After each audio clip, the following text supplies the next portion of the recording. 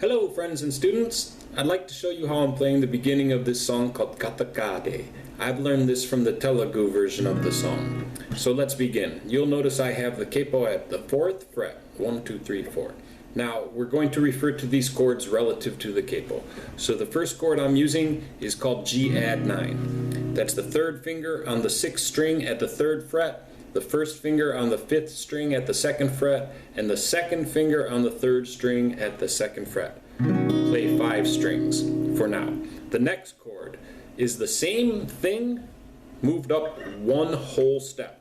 Now you have the 3rd finger on the 6th string at the 5th fret, the 1st finger on the 5th string at the 4th fret, and the 2nd finger on the 3rd string also at the 4th fret. And we're playing 5 strings.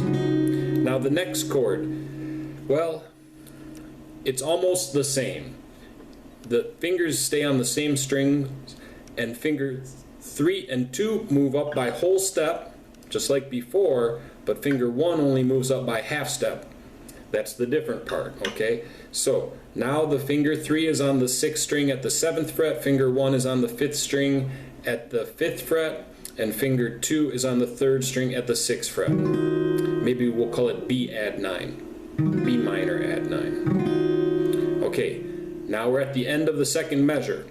Well, you're going to play this figure, which is to make this nice chord on the top 3 strings. 1st finger on the 5th fret of the 1st string, 4th finger on the 7th fret of the 2nd string, and 2nd finger on the 6th fret of the 3rd string.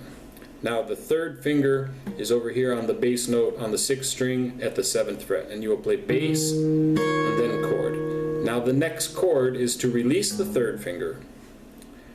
Move the 1st finger to the 2nd string at the 5th fret, and we're going to play the string 5 and 4 open. Then the end of that is to play this small bar chord here. Now I know it looks like I'm barring all 3, and I am, but we're not going to play all 3. We're only going to play string 2 and 3 from the bar, and we'll play the open 4th string. So again, that's playing string 2, 3, and 4. String 4 is open. You can call this D major 7 if you like.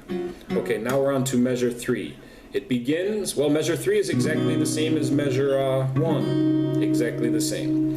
Now, measure 4, instead of going to that B minor add 9 chord, we're going to an E sus. And let's think of how we get there. Well, we were just on this A add 9 or A add 4, A add 9 chord. And if you take finger 1 and finger 2, move down by whole step, boom, you're there on the E7 sus 4. So that's 1st finger on the 5th string at the 2nd fret, and 2nd finger on the 3rd string at the 2nd fret.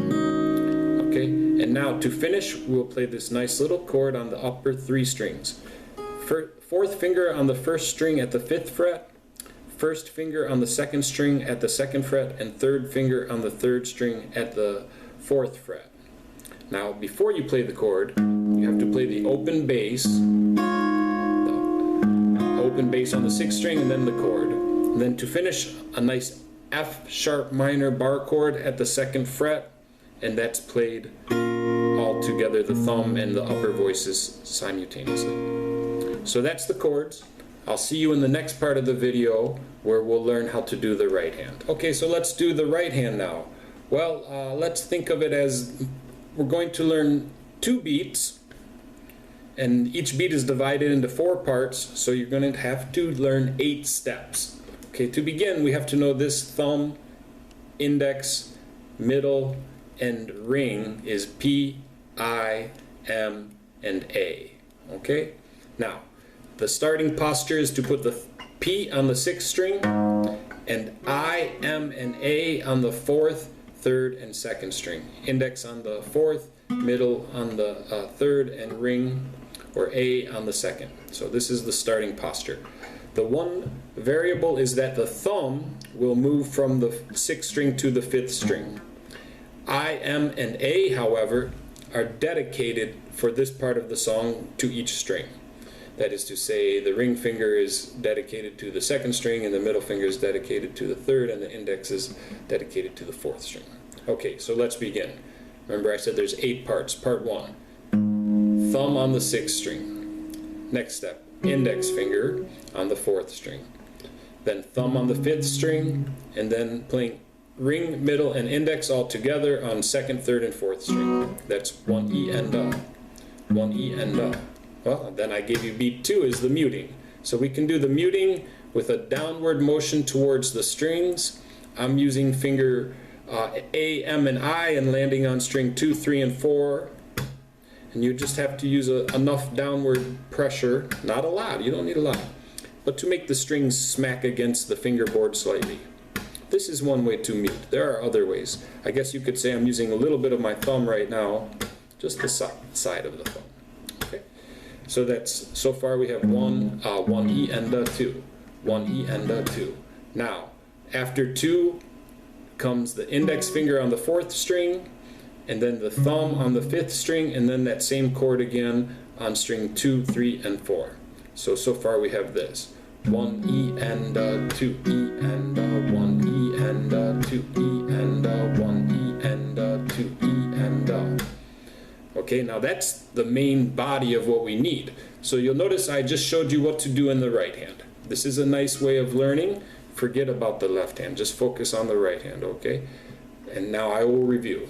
1 E and a 2 E and a 1 E and a 2 E and a 1 E and a 2 E and a. Okay? Now we will just add to our left hand the chords. Let's say G, add 9, and A, add 4, add 9, and B minor, add 9, and employ with those chords the right hand doing the arpeggio and the muting, right? So that will sound like this. 3, 4, 1 E and a 2 E and a 3 E and a 4 E and a 1 E and a 2, 3, 4, 1 E and a 2 E and a 3 E and a 4 E and a 1 E and a 2, 3, 4.